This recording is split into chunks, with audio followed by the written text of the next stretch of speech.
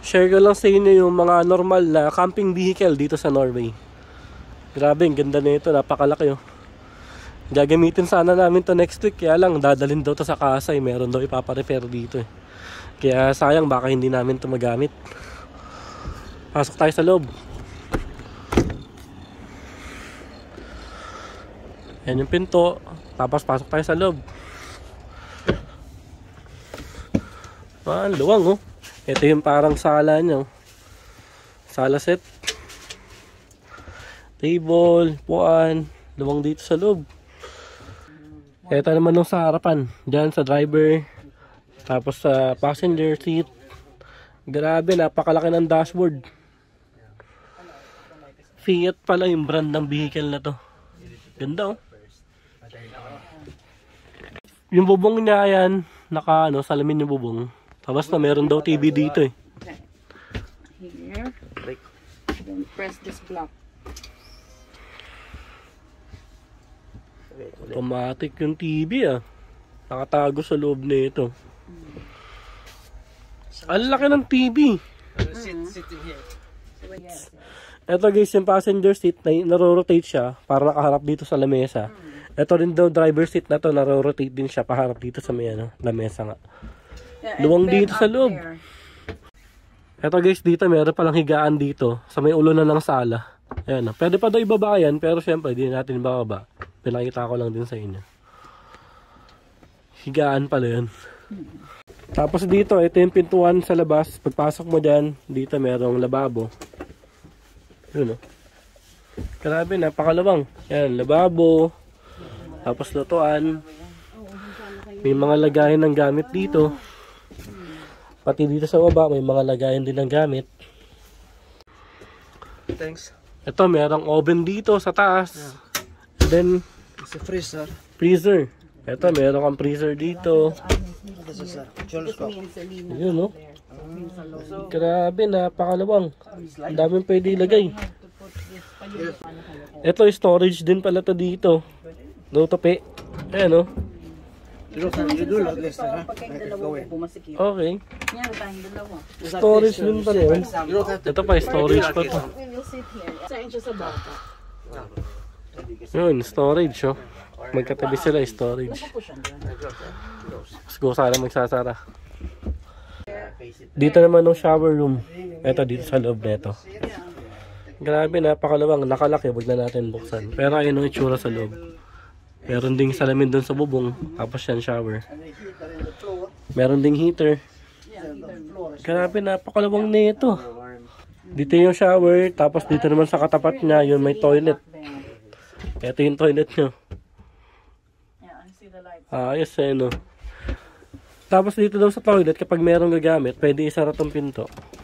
Okay. Parang bahay talaga siya. Yan, pwede isara yan. Para meron kang privacy dito. Ayun, papunta dun sa kwarto sa likuran. Meron din yung pintuan, pwede isara. Para meron ka ng privacy kapag gagamit ka ng toilet. Diba? Ito yung pinto na pwede mong isarado. Papunta dyan sa room sa likuran. Yan. Kabilaan, nasasarado yan siya. Para pag meron kang gagamit ng toilet, meron ng privacy, di ba? Dito guys, sa likod nitong pinto dito sa gitna, storage din yan. Lagayan ng damit. Ayan. Tapos ayun nga yung toilet. Tapos dito sa gitna, may lababo. May salamin. Itong salamin, storage din pala to. Ayan, ang likod ng salamin, lagayan din. Dito storage din. Ang dami palang lalagyanan ng ano dito kung ano-ano. Dito storage ulit. Lapit eh, no?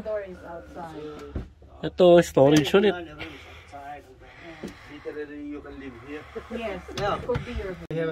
Tapos guys, ito papakita ko naman sa inyo yung kwarto dito sa likuran. Itong master's bedroom. Grabe, napakaluwang. Ang laki dito sa likod. Oh. Grabe. Ito, malaki din ang storage dito sa likuran. Sa labas. Ayan, no? Electric. Ayan, daming pwede malalagay na gamit dito. Tapos ng ibabaw na ito, dito yung ano eh, yung higaan nila sa pinakalikuran eh. Ang luwang. Napakalaki.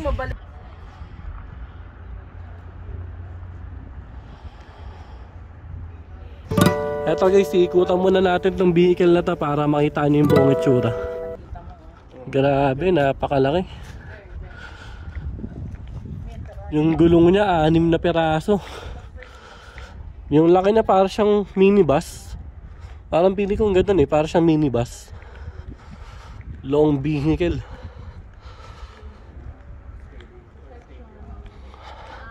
Sayang hindi namin siya magagamit ngayon Kasi dadalhin daw to sa sa kasa nga, merong konting ipaparepair. Sana habang nandito kami, maabutan namin. Naayos na siya lahat. Pakalaki. Balance right. Sabi nila sa akin, nung presyon daw neto dito sa Norway, naglalaro sa 1.5 million kroner kada isang peraso na ito. So medyo pricey.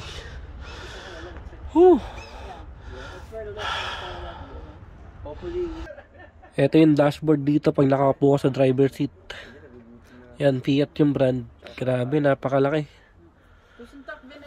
Tapos automatic transmission siya na merong manual mode, plus minus. Ang luwang. Yan yung likod Ay grabe, ang sarap sana gamitin nito.